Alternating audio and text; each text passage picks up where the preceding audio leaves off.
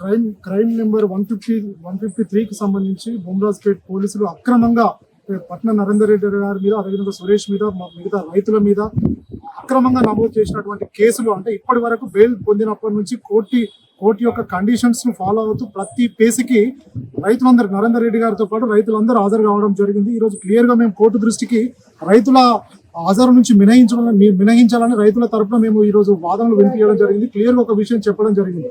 అంటే కాంగ్రెస్ ప్రభుత్వం వచ్చినప్పటి నుంచి అక్రమంగా కేసు పెట్టడమే కాకుండా రైతులు పొలాలలో పనులు చేసుకున్నటువంటి రైతులు, ఈ సీజన్ పొలాలలో పనులు చేసుకోవాల్సిన రైతులు కోట్ల చుట్టూ తిరుగుతున్నారు. యువరాన మేము హాజరు నుంచి వాళ్ళకి మినహాయింపు కావాలి అని క్లియర్ గా జడ్జి గారిని విన్నవించినప్పుడు, ఆర్గ్యుమెంట్ చేసినప్పుడు మా వాదనలు విన్న న్యాయమూర్తి, అంటే పీడీపీపీ స్పెషల్ కోర్టు న్యాయమూర్తి గారు రైతులందరికీ, నరేందర్ రెడ్డి గారితో పాటు రైతులందరికీ హాజరు నుంచి మినహాయింపు కల్పిస్తూ ఛార్జ్ షీట్ వేసిన తర్వాత, సమ్మన్స్ వచ్చిన తర్వాత కోర్టుకు రావాలని ఉత్తర్వులు ఇవ్వడం జరిగింది.